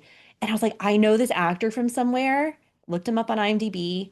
Kai Bridgen, who plays Ralph in Sanditon, another Regency series. So this actor looks great in Regency wear. Side note. And the bad drunken men, though, they're being gross to the maids, trying to get with the Hazel outside. Benedict comes to save the day, but actually Sophie throws water in their face too. She's always up for a fight and defending herself and others. But then really it's Benedict who starts fighting with the men. That ends up getting Sophie fired from Cavender House. And they have a scene where, she's walking away from him. He's like, "Do I know you?" How could he not realize that she has the same sweet, calm voice? She's like the right height. Oh well. We'll forget about that for now. And she's like, I gotta just keep going. I gotta find my next stop in the world. Benedict is trying to convince her to get into the buggy with him and give her a ride. People are stressed right now that she left with absolutely no belongings to her name. Like she's just, what the heck? Thoughts on this little point here? Oh my gosh, yes. I thought the same thing when I watched the second episode for the first time. I was like, "Wait, but what about your doll and your other glove? Like how is he gonna know it's you in the end?" Or I don't know. Yeah, that also stressed me out. It's funny that other people picked up on that as well. Yeah, seeing her without her bag, it just made me panic a little bit. Yeah. It's just not something you want to see or do yourself. No, so she probably only has her necklace, which she tucks behind her clothing, her collar, her fichu, her scarves, and that's it. And she's ready to just keep going. Of course, Benedict says, "Let me help you. This looks really scary ahead. Like, I'm not going to lay a hand on you." And she believes him because she knows who he is and how genuine and sweet he is. And yeah, I love that scene where it just shows the long, dark, foresty road ahead of them. I was like, yeah, I wouldn't do that either alone. Yeah. No, thank you. And that's where we end episode 2, but then we pick up episode 3 right then and there with them in the buggy or Phaeton, I don't know which. They're having some playful, snappy banter as they're trying to get back to London. I loved some of the dialogue here, like, "Remind me of your name again. I did not give it." And then she pauses and says, "Sophie Baek.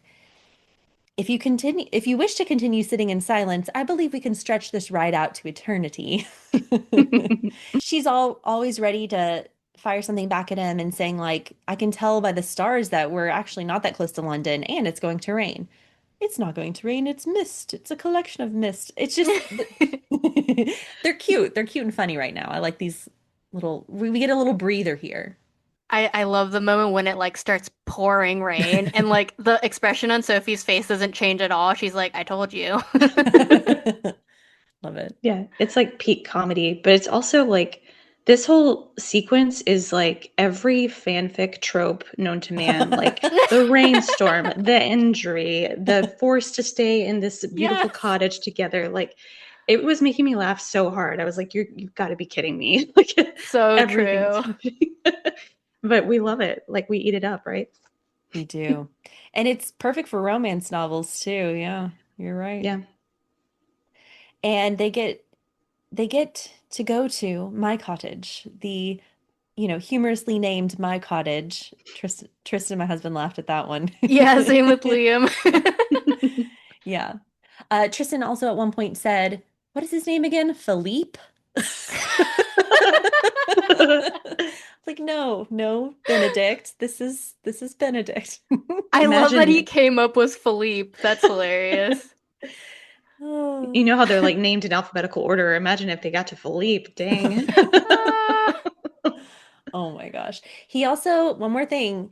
Because he had seen some of part three with me. And so I was like, oh yeah, you watch it with me. Do you want to watch, this new season with me? And he just said, Feather Bottom. And I was like, you are mixing up so many names right now. Anyways. Uh, Liam loves to call every lead, like new lead, the new whistle down. He's like, "Oh, so who's the whistle down this season?" I like that. That works. That does work.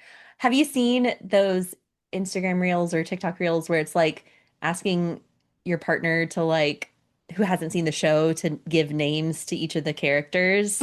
No, that's It funny. it's funny. Or like asking your dad, a dad did it for Stranger Things and he got them all wrong. These are funny videos. And then someone did it for Buffy and like, I don't know, they're comical, I think. That's Anyways. funny. All right, so they go to my cottage. He sets her up real nice in his sister's room, but she wakes up to hear groaning and sounds and goes to figure out what's going on. And yeah, what were you somebody you gotta tell me. What were you gonna say? Sorry. There is no reason for him to be screaming like that from a cut. I was like, this is so ridiculous. Like, what a baby. He was like writhing in pain, and it's like maybe a 3-inch cut. Like, come on. Even if it is infected, like, oh my gosh. Could it What a even get baby. infected in that short amount of time, do you think? Well, he had a fever and stuff, so Yeah, I think that you was the think whole so? thing. But then he also stopped screaming when she put alcohol on it. Like, what is happening? This is like probably this is even less believable than him not seeing her as the lady in silver. Like this whole, yeah, put some alcohol on it, put a band-aid on it. Oh, you're fine the next day. Like what? Oh my gosh. The Yeah, screaming. I The was screaming. cracking up watching this on my own, but then watching it again with Liam, he was like dying laughing the entire time. He was like, "What's happening right now? Does he have sepsis?" And I was like, "Yeah, I think that's what's happening." And then Sophie like put the alcohol on his cut and he screams and then immediately like quiets down. And Liam was like, "All right, sepsis cured." Yeah. Oh my gosh. Crazy.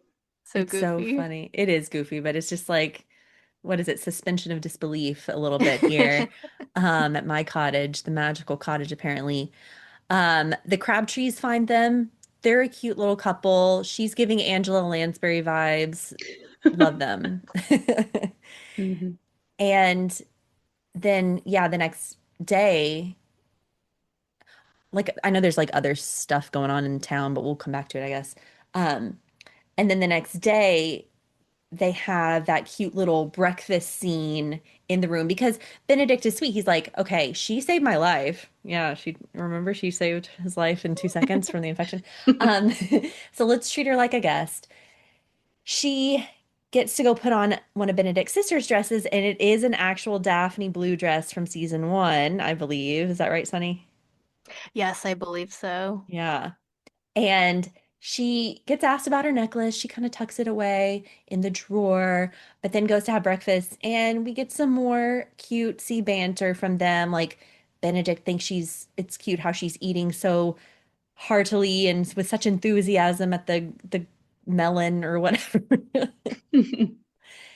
And says like, "Oh yeah, go have some leisure time." And she's like, "I can leisure." Like that was cute. I don't know. This scene was kind of awkward. Like I was like, what is happening? Yeah, I don't, everyone has a different vibe here. Like, what's going on? And that's they were I just true. like kind of agree with standing that. there. Yeah. Yeah, no, I agree with that actually. Like, did Benedict want the Crabtrees to leave? I couldn't quite tell because then they say they're like, no, we'll stay. And he was like, oh, okay. But I guess in the book you have more time to draw out these cottage scenes, whereas they're trying to wrap it up in one episode. So maybe that's Yeah. why. Are you guys familiar with mukbangs? Like Hmm. Korean mukbangs? This sounds Steph's familiar. nodding her head. Yeah. Okay, Carly, there's this like subgenre of YouTube. I don't watch them personally, but it's Oh, is like this a the eating? thing where like yes, they like these tiny Yes. Korean women eat like a ton of food. I don't know, kind of weird. They're like really popular on YouTube, but like seeing Sophie like dig into the breakfast kind of reminded me of a mukbang. That's so funny. Oh my gosh, I didn't even think of that. That's really funny. I Yeah. don't know if that's intentional, but I just, yeah, funny little. She's so cute when she eats the cantaloupe. She's like, meh, meh. She is cute. Yeah. That's so funny.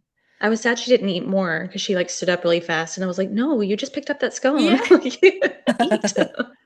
They never eat enough in these scenes. I Ugh, know. darn it. Except Brad Pitt. He likes to eat in all of his scenes. But anyways, yeah. And so Sophie, then he sees Sophie in the garden having a hard time being leisurely. These are comical moments. She like has to pick out the weed from the garden. She can't chill out, but this is so relatable, right? I'm sure we all, the three of us can relate. Hmm. I like her little stumble and he kind of laughs. So this is what's going on here at my cottage. Back at home, back in Mayfair, we have the maid wars going on. And I have to say, I agree wholeheartedly with Queen Charlotte here. Why is Lady Whistledown writing of maids? I'm not interested in maids. I'm sorry. That's how I feel. I tune out this. I tune it out.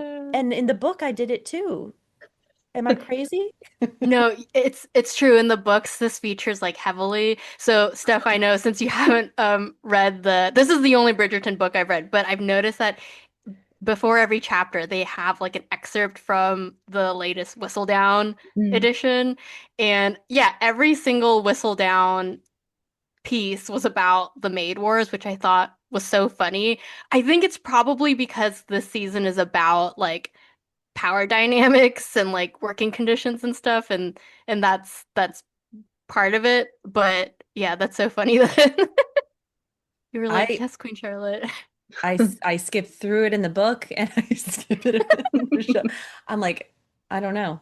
So I thought that was just especially funny when it cuts to Queen Charlotte being like, I am not interested in maids. I do not even think we have maids here. Brimsley, we have 142 maids and manservants here. And she like doesn't even care. She just like forgets Yeah. immediately. Oh my gosh, love Queen Charlotte. And you know, the best part of the Maid Wars to me is the Varley Featherington scene Mm. Hmm. because Varley's cool. Like I like Varley.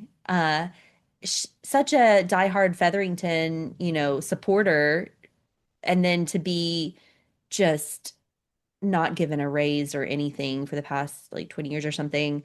And eventually we see, oh yeah, Lady Featherington's gonna give her a little gift. Do we want to talk about this scene for a second?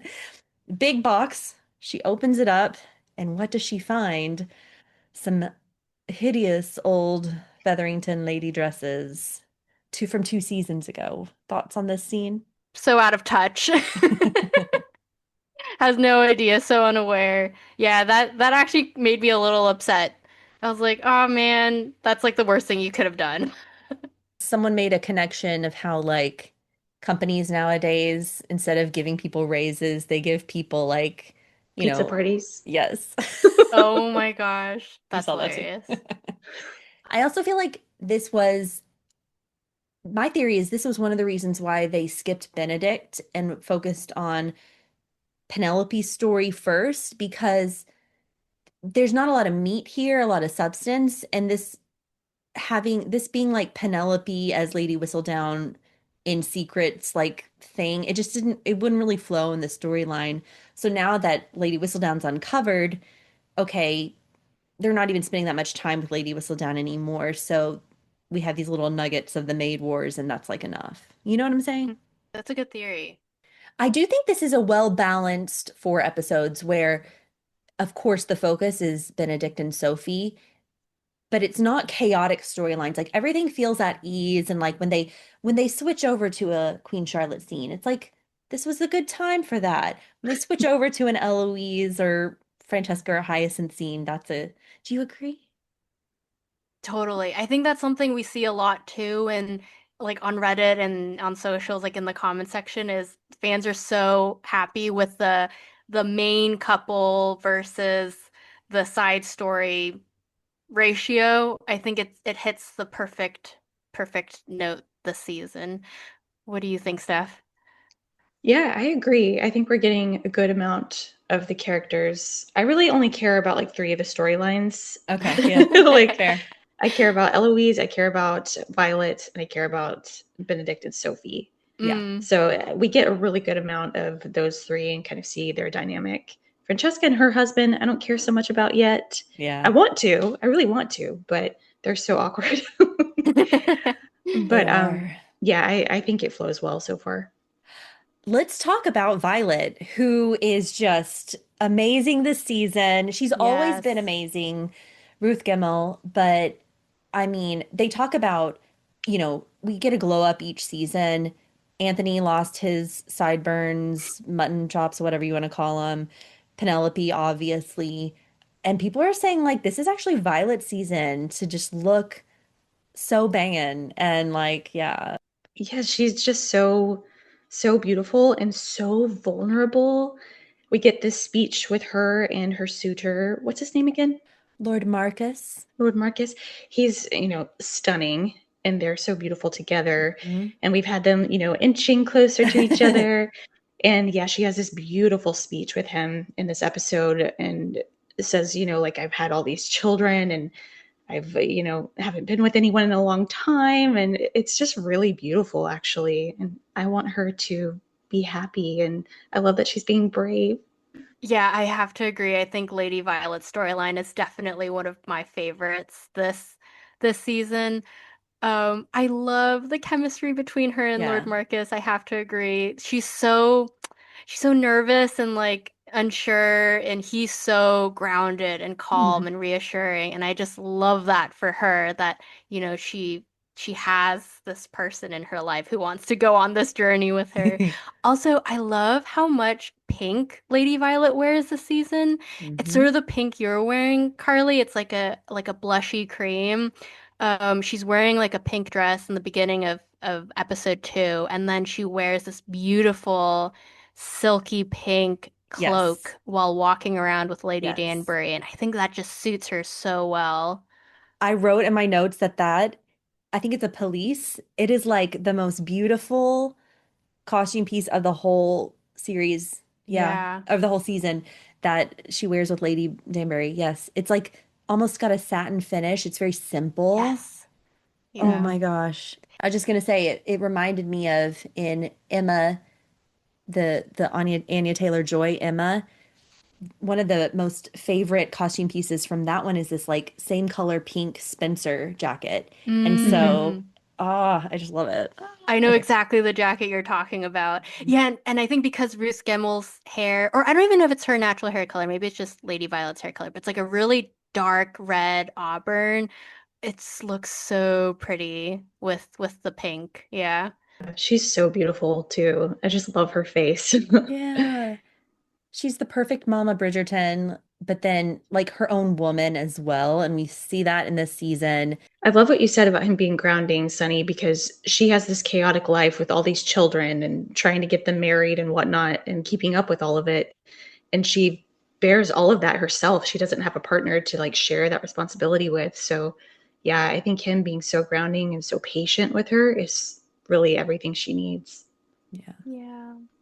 And a little bit of a tit for tat, a little bit, because Lady Danbury got with her father, and now she gets to get with Lady Oh Danbury's my gosh. brother. I totally forgot about that. Sorry. I don't know. Oh my gosh, that's It's just kind of funny. hilarious. Speaking of brother awkward moment, so yeah, thinking of okay, Colin and Penelope getting together in the carriage was funny and a cute nod to season three.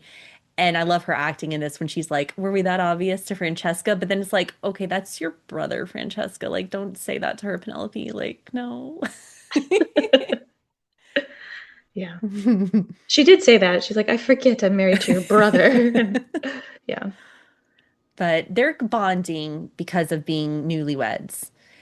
Of course, they're having very different experiences. And you mentioned how stuff you're not totally in love with the Francesca John. I get it. I'm with you there.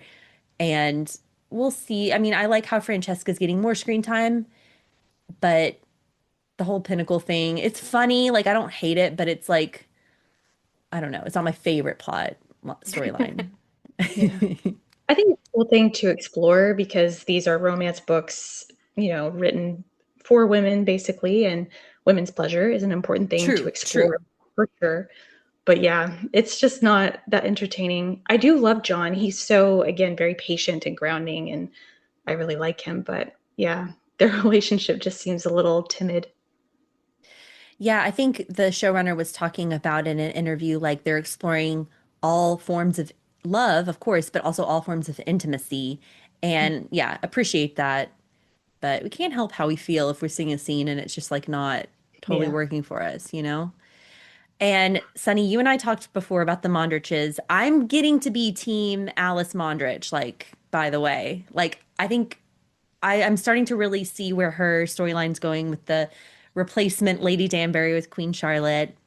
And she is just adorable and a strong woman too. So I'm getting there with Alice and that storyline.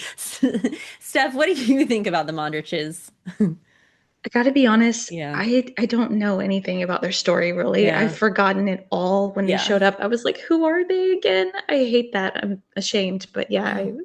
I don't No, no, know. no. We talked about it in episode one because like that's like a common thing. Like people were like, why are you even here, Mondriches? Yeah. Yeah, like, is there gonna be some reveal? Like, are they like, I don't know. Like, I just don't really understand their point in the story. Tell Sunny, say what you said before because it kind of helped me.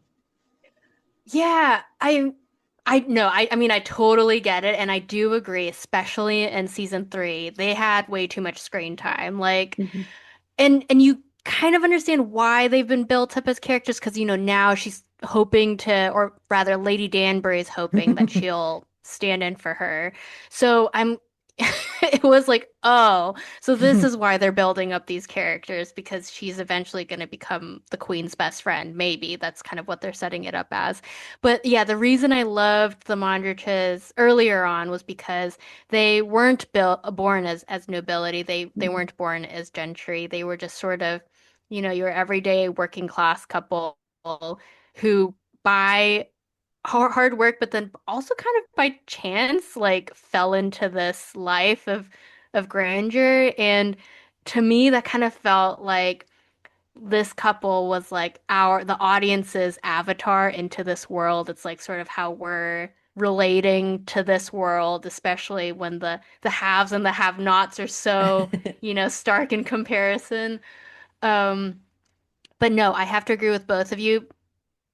Couldn't really understand why they were being given so much screen time in the beginning, and I think they hit the perfect amount this season. Yeah. Yeah. Well, it's coming back to me now. I remember he owned like that club or something, and Mhm. Yes. yeah. Okay. I love a working class story, like a success story, but I don't know. I just kind of forgot. Well, we have a lot of characters we're keeping up with too. Yeah. So Mhm. the fact that they like gave us another one that didn't really push the plot forward too much until maybe now. Yeah, that's what we were kind of talking about before. Sophie and Benedict back at my cottage. They have a library scene where we learn reads and speaks French and that his pronunciation is terrible, which is doubly humorous because he is a fluent French speaker in real life. And we know that's just silliness in this because he could out French us all. But she also has a nice French accent and tells him to keep your jaw still, focus on the lips. And anytime you draw attention to the lips, maybe Sophie knew what she was doing. Mm. And then we have a fun kite scene. So they're just really getting to know each other here, let down their guards here a bit. The kite scene's fun. Apparently, that was one of the first scenes they ever filmed together, which is cute and not too intimidating. I think that was probably a good one for them as actors. But then we have the lake scene. She's finally wearing a new dress. So she had been wearing that same blue dress all along. And he's like, you know, you could wear another dress. I've got a whole closet over here of my old sister's clothes. She's finally wearing this like silvery dress almost. It's like yeah, Sonny, you're nodding. It's a little more silvery blue. I wonder if she chose that on purpose. And he says he notices, says it suits her.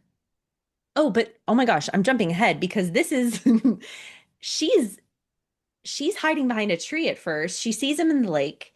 He's naked, swimming with an open wound in the lake, the murky waters of the lake.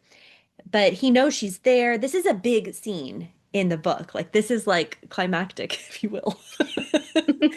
And he comes out of the lake naked, dripping. Okay, I'm sorry. And It's true. Please, Carly, go on. Describe. okay, taking a breather here. And he knows she's like behind a tree. Of course he knows who it is. It's not Miss Crabtree hiding behind the tree, right? But anyways, he's like, come out wherever you are. Sophie comes from behind the tree, and this is when he notices she's wearing the new dress, and he keeps going with this, like, yeah, how did you get here? Did you know I was here? Did you follow me? I wouldn't be offended. And she explains that her about her walk, how, Mr. Crabtree gave her directions to the lake, and being a keen listener, she found the lake. And I love his line, sometimes a thorough explanation is not the most believable. Because it does sound like she's like kind of grasping at straws here a little bit. Totally. She happened upon the lake. And we love a good period drama with a man in a lake. We get it with, of course, Colin Firth as Mr. Darcy. Also Jonathan Bailey in season 2. Very iconic. And their banter again is always just so cute and believable. And yeah, at one point, I think, who was it that said, I cannot help but notice you. I mean, they're thinking about each other all the time, and it's so evident. And one thing leads to another. They kiss, and it's a good kiss. This is a good movie kiss right here, I have to say. Satisfying. Yeah. Just going back to the man in the lake trope, because you brought it up, it reminded me. I think I saw an interview with John Glaser, the costume designer, specifically about this moment. Apparently, he worked as a wardrobe assistant on the 1995 Pride and Prejudice with What? Colin Firth. That's Yeah. so cool. Isn't that cool? That's cool. And I think he said something funny like, I wanted to improve on that scene or something like that. Ooh. Yes, that's one of those scenes where you want, like back in the Pride and Prejudice, you want a little more something there, which I think is like the whole thing behind Emerald Fennell's Wuthering Heights is like she's wanting to give us more than what was in the book. So, yeah, we I get saw a that. TikTok of a girl talking about him, like after he puts his pants on. She's like, they knew what they were doing with those pants all crooked. Oh my gosh. I So, also love Benedict's little giggle when he like sees her. It's so cute. Mhm. His like little yeah. laugh. He has just some cute expressions and like, yeah, little side moments that don't feel like acting. They feel like more genuine, maybe. Yeah, totally. Yeah, just the way he says things. Like he says free spirit at some point. I forget what he was Yes. saying, but the way Yes. he said it, I just remember being like, "You're so silly." Yeah. Yeah. Oh, he's lovable. And Luke Thompson. And then they apologize to one another after the kiss, and she's like, I'll continue on my walk, and we shall later convene. Her voice is also really cute, and I love her delivery of Yeah. lines as well. I was going to say, I don't think we talked about like just how beautiful she Oh my is. gosh. That's Like, literally what I was gonna okay, say. perfect. Perfect. Yeah, she's so stunning, so gorgeous, and yeah, she has such a lovely voice and way of speaking. And when I've been watching the promo and her in her Australian accent, she has the most perfect like Australian no, you know, Oh yes. Oh Yeah. yes. No. nor. And yeah, I just adore her. She's lovely. Take it away, Sunny. No, I was just gonna say the same thing. Like, I don't think I've mentioned enough how beautiful Yerin Ha is in this season. She's stunning and has like perfect skin. Oh yes. Yes. And it's kind of random, but it's so funny because like I didn't grow up wearing makeup at all, and neither did my mom. So it was just like, I didn't know how to I didn't know how to wear makeup. My mom never taught me, and I still don't wear very much makeup at all. But being able to see Sophie in Bridgerton and then also Yerin Ha as this like lead actress doing all this press and getting all this glam done. I've been saving some of her like glam shots like on Instagram and like saving them for later because I'm like, oh man, like there's finally this actress who like looks like me, like has the same, sort of like facial structure and stuff. Like I don't know, it's kind of like piqued my interest in Oh. makeup in a way that's like never happened before, and I'm 30 years old now. So yeah, just kind of cool. I hope Erin Oh. gets a Korean skincare partnership or something because her Yeah. skin's like immaculate. Yeah. Yeah. I love that. She did do a skincare video for one Hmm. of the like Vogue or Vanity Vogue. Fair or something, and I Yeah, haven't watched it yet, but I bet it's cute. it's a good one. Nice. Yeah, she's just dazzling on the screen. I keep thinking about Sunny in our bonus episode where you said you really believe she has star quality, and I agree with you. I think she's just a star in the making. And to come onto this set and to into the Bridgerton world with the actors who've known each other for so long, and then you're like the newbie, but she just holds her own. And in all these interviews and all the fun videos, a lot of them with Hannah Dodd, they're so Hmm. cute together. Yeah. Oh my Yeah. I forget how giggly the Bridgerton cast is, gosh. Yeah. but they really always are. And they always make the chemistry so believable, Yeah, I think, because it's real. But yeah, they've been fun to watch. yeah. The one I still go back to again and again is Eloise dancing with the crew, and she's like front and center, and she's just like so good. Claudia Oh my Yeah. Jessie. gosh. I have to see that one. Yeah, you gotta see this. It's Yeah. from It's season three. the Beyonce dance trend from a couple of years ago. Yeah, Oh my gosh. Wait, please send this to me. I haven't seen yeah, this one. I yeah. will. It's really good. Yes, so the two of them are, you know, they leave the lake scene, and because there's just the class thing coming into play now, the just regular protocol with courting and all that. I mean, Miss Crabtree disapproves of this situation, and rightly so. We don't ever want someone from a higher class taking advantage of a lower class, but of course, we know that's not really the case with them, but it's just not working. And I think Sophie wants to stand strong too and know her place as she's been taught, and as much chemistry as there is, and you know, you can just see how good she would be for him with his art, with his just everything. You just see that there's some reluctance to really commit here. And so they both come to terms with the fact that they're gonna go back to London and part ways. And he even tells her like he regrets the kiss. And I'm like, no, don't say that. Um, he is back in his flowery shirt, and he just looks so dreamy in that. I looked it up too. I was like, I need to be calling this the right thing. A jabot, a decorative frill or lace that goes on the front of the shirt, and you know, the poet shirt, sometimes it's called. I mean, this is just so Benedict, so romantic looking. Adore it. And they get into the buggy, again to go back to London. And we have a song come on, and I have to say, this is my favorite song that they've integrated into the Bridgerton with the violin string quartet. All I Wanted by Paramore. I think it worked so well. Yeah. Oh, I totally. loved that needle drop so much. I thought that was the best. Paramore, I mean, Yeah. millennial Yeah. icons for us. But yeah, I loved it. Yeah. Because I know they do a lot of Taylor Swift, and the three of us are not huge Swifties. No, no more. So this one really Sorry, spoke to people. me. Yeah, sorry, listeners. I'm not. we, we liked the Paramore, and we'll see what else they come up with in part two. Now we're finally on episode 4, which is the book title, An Offer from a Gentleman. So some of us know what's coming. Some of us are a bit outraged at the end of this episode, but let's talk about it all. So Benedict skillfully decides to employ Sophie in his mother's household. And a little sneaky there, but I think he tells her at least, I'll be out of your way. I have to come in sometimes to do the books, but you're gonna be working with my mother and my sisters and all that good stuff. And really, it's a great situation for her. This is a well-respected household. The downstairs staff love each other and it's working like a well-oiled machine. She fits in so well with her cute little purple outfit and the little mob cap, I think is what it's called.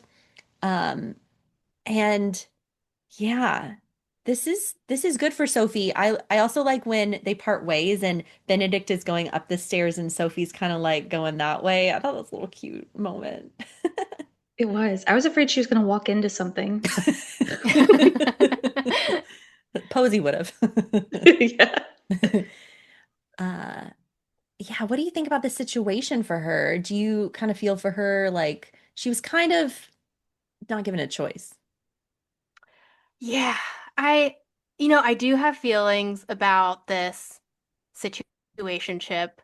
And I think for what it's worth, the TV writers did improve on this part because, of course, it is in the books.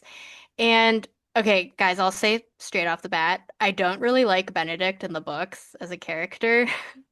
I think he's a little, well, he's very entitled, very arrogant, not at all how Luke Thompson plays him. So Luke Thompson is definitely, he's improved on the character of Benedict a lot, in my opinion. And he's clearly in the book not aware of the inappropriateness of the whole situation. And that's another thing too, is in the books, Mrs. Crabtree is not at all the sort of like wise mother figure she is in the show. In the books, she's more just like sweet. Her and Mr. Crabtree are just like really just kind people. She sort of becomes the the wise voice telling Sophie, looking out for her. And then of course also telling Bridget or telling Benedict, hey, you know, she'll never be able to tell you no just because of like her station in life. The power dynamics there are a little, it's like it's difficult, I think he like walks a really fine line. And I know, like on Reddit and stuff, there's been a lot of discourse about how he's coerced her a little bit into working for his mother and how that's like kind of problematic in the sense of like she doesn't have so much agency over that decision because she has no other choice. But I think to the show writer's credit and to Luke Thompson's portrayal of him, and I think Luke Thompson himself is a very thoughtful, sensitive, self-aware human being. And I think he like understands that this isn't a great situation and he kind of plays that like unsureness of Benedict, I think, like really well. Like, is this the right thing to do? Is this not? Like he's clearly kind of like at war with himself a little bit. And I do appreciate that because reading the books, like everything Benedict does, you're kind of like, ew, please stop. That, yeah, great insights too, having, reread the book and I'm sure people are seeing this and have thoughts around it. But I guess the other thing is that no one wants to hire her in that town either. And Yeah. he's trying to help her and Hazel. So there are a lot of two sides to this, but as you said, the writers tried to maybe find a okay space for this situation as best as they could. And it is in the book. They kind of have to put this in there. Yeah. Oh, no, totally. And Yeah. I think they did a really great job of that because in the books Benedict like gives her no choice, but Mm. in the show he's kind of like, "Well, how about you just stay on for now and if you Oh yeah, find another position you are free to go." Like he gives her as much that's good. within the, the context of the story and stuff. I think he like does as much as he can for her, which I really appreciate. Yeah. And later when she says, get away, you're not helping me," he does. Yeah. Yeah. So so we have to appreciate Benedict there and in this portrayal and the way he's written here for the screen. Yeah. And Gregory comes back from Eton. We get our little Gregory, the youngest Bridgerton, and he's sporting a goatee and he's really trying to just, you know, show that he's grown up. We get some cute scenes with the Bridgerton boys playing with the shaving cream, but then you quickly see later Sophie witnessing a maid cleaning up after them. So the writers are very conscious of like, not glorifying the Bridgertons in this season and showing the hardship of the downstairs staff. And this is cool that they're doing that. They don't always do that in movies and TV shows. When she first joins the house, like the first thing she does is take the jellies up with the other Oh maid, and yeah. they just completely ignore her. She's a brand new person in their house, and like Mm, nobody, even notices. So I thought that was interesting too. It kind of paints them in maybe a not so good light, and you're hmm. reminded, like, oh, these are rich people who have a lot of people working for them. Yeah. Of course, I do like it when the Bridgertons get together, and I'm just still hoping. Well, okay, we know that Anthony and Kate are coming back for part two, at least a little bit. Yay. Yay. Do we think there's any chance in hell that Daphne will return? Like, I'm not counting on Reggie Jean Page returning as Simon Bassett. But Phoebe Dynevor did come back for season two, and I don't know, maybe they're keeping it really under wraps. This is just me being hopeful because I would love to see Daphne again. A full reunion would be nice. Yeah, Yeah. that's so true. We haven't seen all the Bridgerton siblings together and I don't think since the second season. Yeah, like the Yeah. croquet scenes or whatever that's called. Is that croquet? Yeah. I think so. One of those little British pastimes. Um,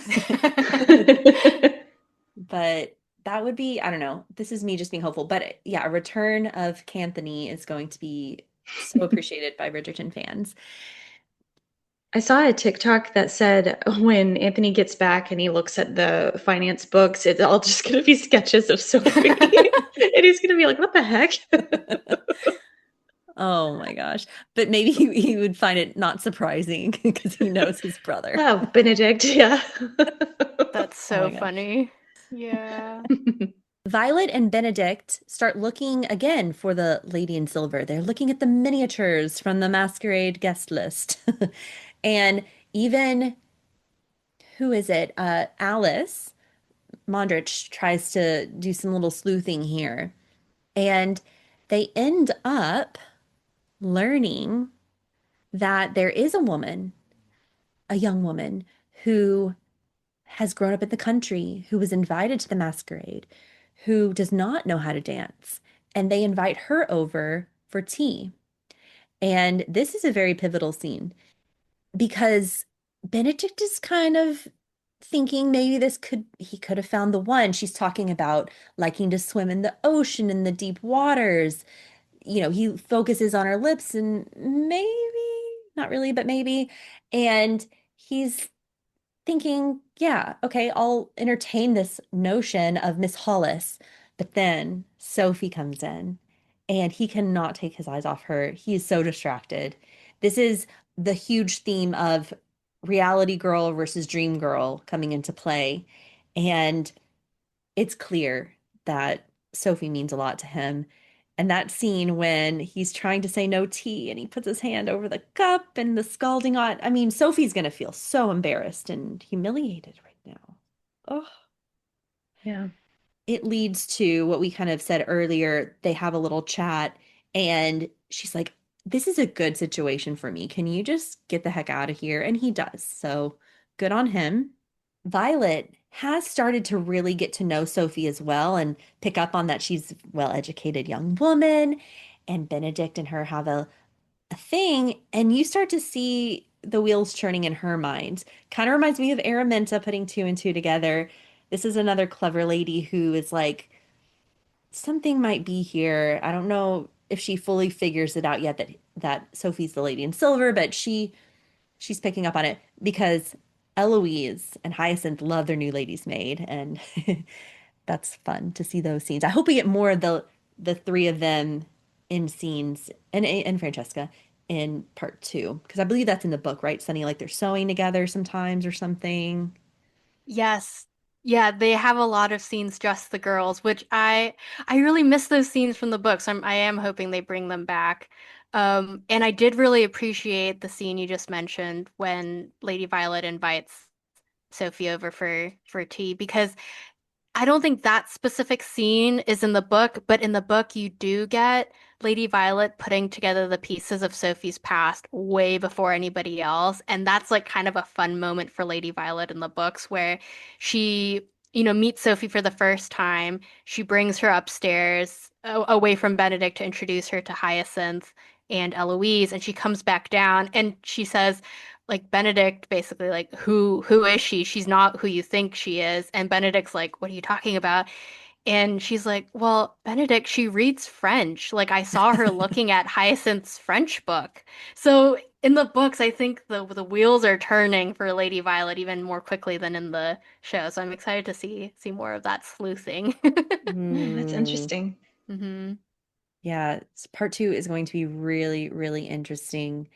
And Violet is just so great in this season because we also see her. This is what we were talking about earlier, walking with Lady Danbury, saying, like, something makes me want to protect her. She seems to be running from something. Like Mama Bridgerton being awesome, wearing the beautiful pink satiny pelisse.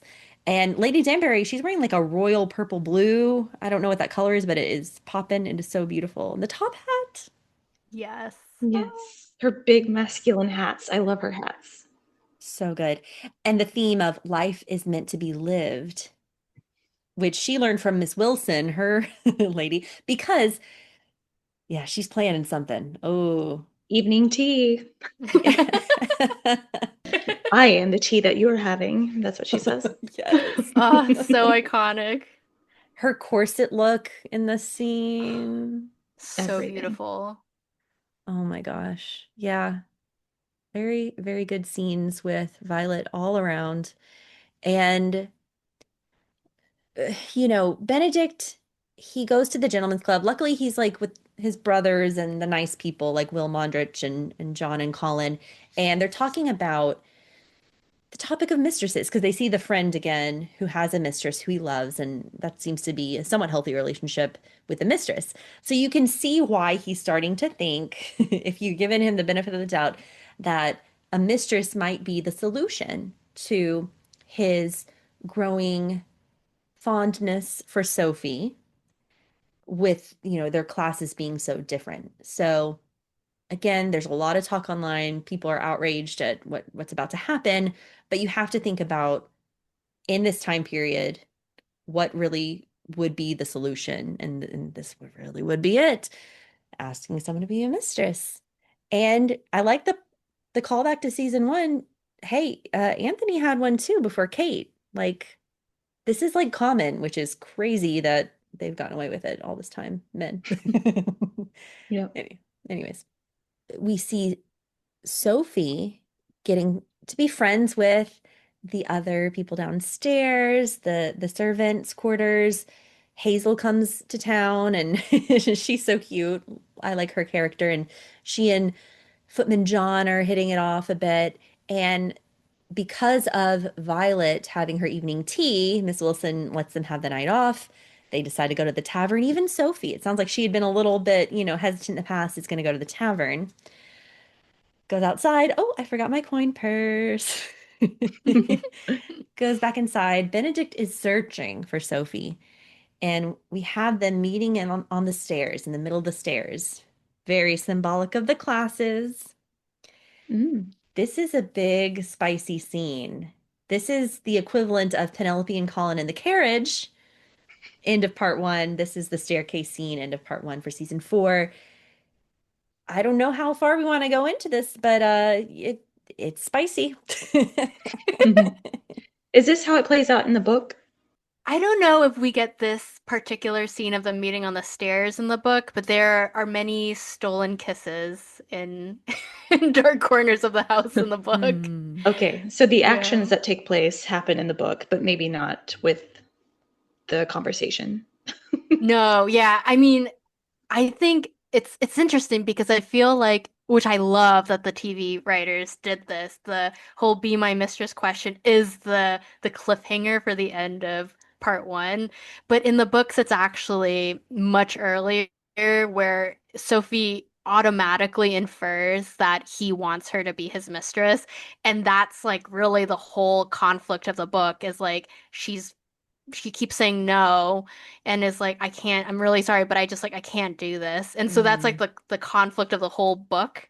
Whereas in this, it's like the revealing moment of Benedict, which is like, oh, it's like so shake my head. But then also there is like humor in that, right? There's like humor in just men not knowing what they're Yeah. saying or like what they're asking for. Yeah, he Oh, thought he was like doing the big one. He thought he was Yes. like really gonna like make her day when he Yeah. said. So a it is grand really funny. gesture. Yeah. Yeah. Yeah. And he is Oh. romantic leading up to that question too. He's like, if you wish me to leave, I will. But the truth is, I stay away because you consume me. My eyes search for you in every room I enter. This Mhm. is very like Anthony saying, like, yeah, what does he say? You're the object, no, you're the bane of my existence and the object of all my My desires. desires, yeah. Ooh. So we always have these great Bridgerton lines, but sometimes it's like you think about them later, like, how great was that? Yeah. Yeah. Bane of my Yeah, existence. they think they got it all. Like they're charmers, but they're a little dumb sometimes. Yeah, and he's saying like you deserve better, and I'm determined to give it to you. And then Oh, become my mistress. Yeah. Crazy. but again, historically, so a class lower, or class, way lower than you, that would be the question to pose to them, and he tries. But I like how she walks away from it. She's like, I'm not even gonna entertain this. But yeah, in the book, she kind of juggles with it maybe a little more. Also, in the book, they get into this, right, Sunny? She's the product of perhaps a mistress situation. Yes.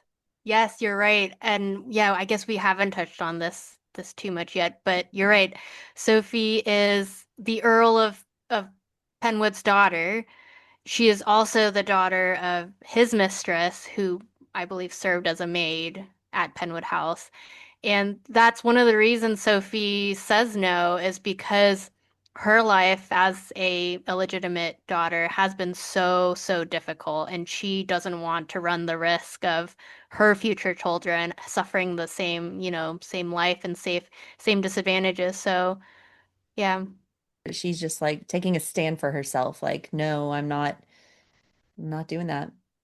Yeah. And I can't remember if it was a podcast or a article with Yerin, and she was talking about this point in the books. And I think she was like saying how it's less of a criticism of like sex positivity. Like I think the writers of Bridgerton and stuff, they don't want to necessarily be like preaching on, this platform of like sexual purity or like, they're not anti Yeah. sexual liberty. It's just the fact that him asking her to be his mistress is like triggering for Sophie's character specifically because she had to like live through that, like the product of Mhm. that relationship. Yeah. And yeah, it's interesting. All right. So that's really how the love story, this blossoming love story, ends as a cliffhanger before part two begins in February. A couple of other character moments where we leave off. So Francesca and her husband, they're getting a little more intimate and close and free to speak their minds. So you're kind of like, okay, this is great for them. And then they host the Bridgerton kids there because their mom's busy. Um, and this scene between Hyacinth and Eloise, we got to talk about it. So we've seen the two of them just totally on different pages. Hyacinth is like, I cannot wait to have a home of my own because she sees Francesca having a great experience here. And Eloise is just like, please do not start going on about accomplishments, home decoration, and marriage. I cannot hear any more of it. And Hyacinth, wow, she really gives it to her. She says, lately I felt you were interested in everyone but me, but I'm starting to believe that in fact you were only interested in yourself. And Eloise is just caught off guard. And I think she really needed to hear that because yeah, there was a scene earlier when she just totally dismissed Hyacinth and was like really, excited by Sophie with the book reading and stuff. So she's being a little, but sisters are going to be sisters. But you have to think, Eloise, I don't know, she's going through things on her own. She's figuring things out. And I mean, I don't think Eloise is like the most selfish person in the world, but I think she probably needs to have some self-reflection too. I don't know. Yeah. Yeah. Again, she is so relatable to me. And I also don't really want to hear about marriages and babies personally, but sometimes you just gotta shut up and listen and not be so vocal about it and not be so like, um, I don't know, don't start a conflict every time someone wants to talk about something you disagree with. Mm, Just, be a good sister and move on. yeah. But I do love her comment in season two, that one-liner that she did with about oh, Eloise, come see the baby. Why has he changed since I last saw him? That'll forever be my favorite. It's so real. Yeah. So funny. So we love Eloise, but I think that's probably just like a signifier of, okay, Eloise is gonna have some more journeying here in the Yeah. next part of the season. Michaela arrives unexpected. I was a little bummed, not because of the whole Michaela Michael drama, but just because like John and Francesca were kind of getting a little closer, and I was like happy to see that. What are your thoughts on Michaela? Yeah, no, I'm so excited for Michaela. I'm actually like I watched the teaser for part two and there are some shots of Francesca like walking around a dark house at night with like a candle and I'm really Ooh, hoping, okay, spoilers alert everybody if you haven't heard Francesca's storyline right, right, yet, right. but um yeah, I hope this is finally when we get to see our first look at Francesca and Michaela together because I I think there's like that whole sort of like subtext in the first episode during the masquerade when John is like, um, yeah, I was getting a little crowded with my Mm, cousin, et cetera, et cetera. And I was like, oh my gosh, did something happen between Francesca and Michaela in Scotland that we haven't seen yet? Like maybe there's going to be a flashback moment or mm, something. Um, because like Michaela says, Francesca looks like she's seen a ghost when she shows up. yeah. Mhm. Um, and I also think, I wonder, I was talking about my sister with this. I wonder if the reason Francesca and John have like kind of no chemistry right now is because they're setting it up for Francesca and Michaela to have like off the charts chemistry in Yeah. comparison. And I'm really ready for that Okay. storyline to unfold. Yeah. Yeah, I'm here for any and all queer storylines, and I Yeah. want more of those with Bridgerton. I think it would be so interesting to see how Francesca is different with Michaela. Mm-hmm. So, yeah. Yeah. Did you know that internet sleuthing fans had believed that Masali Baduza, who plays Michaela, cousin to John Sterling, was going to be Sophie? they had put together like this actor going into the auditions and all that and thought that Mausolee was going to be Sophie a long time ago. But then there was some truth to it, going to be cast as a Bridgerton person. But um, people also wanted Lily James to be Sophie, and like, where in the world would that actually happen? People like to fan cast. That's just going to be what they do. But Yerin is perfect. We used to do that all the time on this podcast. I know we don't do it We don't do it anymore. anymore. Predictions for part two. I would love to see Alfie and Irma come back. Yes. See a Penwood staff reunion. I think that'd be really lovely. Um, and I would also love to see maybe more uh East Asian society ladies like playing a bigger speaking role because Mm, I know we have the Penwood family, which is awesome, and Jess Brownell did speak about how they were very intentional about casting East Asian actresses for Araminta, Posey, and Rosamund because they didn't want Yaron and Sophie to bear the burden of being like the sole representation of yeah. of East Asia on Bridgerton. But you'll notice actually there are a lot of East Asian background actors this season. Like in almost every single shot, you can see an East Asian actor or actress, and that's just something I pick up because like I look for that kind of thing. And I love that they made that effort because clearly Yerin Ha as Sophie, she is the norm, not the exception this season, and I love that. But I would also love to see like Rosamund and Posey have Asian friends over. I don't know. I think that'd be really Aw, nice. I don't know if we will because they're kind of like I think like Rosamund's kind of snobby and Posey's kind of a quiet naive. loner maybe, but Yeah, but you never know. They're moving on up in the world. They're next to the Bridgerton house now at the end. true, yeah. So, that's a good theory. I like that prediction, that hope. That would be really cool. Yeah. Yeah. Mhm. What about you, Steph? Any predictions for part two? No, I don't really make predictions. I just kind of let it happen as I watch. Yeah. Yeah, I don't really have any predictions. I do hope I get like a in your face stepmother sort of situation like we do with Mm, Cinderella. I want to see her be sorry for everything she did to Sophie. So I Mm. hope I get that. But otherwise, yeah. yeah. Ooh, thoughts. Because I like the Cinderella, more Cinderella-ness. Um, Sometimes we have like the decoy person, like the person the prince is just gonna go with because it's like more realistic and like he can't find his true love. So I wonder if Miss Hollis is gonna come back and like he's gonna court her because Sophie kind of gave him that, like, you should pursue her. Don't be remiss, I think she said. So maybe after this, after her declining the mistress proposition, as she should, if he'll say like, okay, maybe I'll try with Miss Hollis and settle. Hmm. That's Yeah, a good that's interesting. prediction. She was really beautiful and also pleasant. So, yeah. Yeah. She was not bad. And with all these other debutantes who were just kind of like, eh, she was a good one. So, yeah.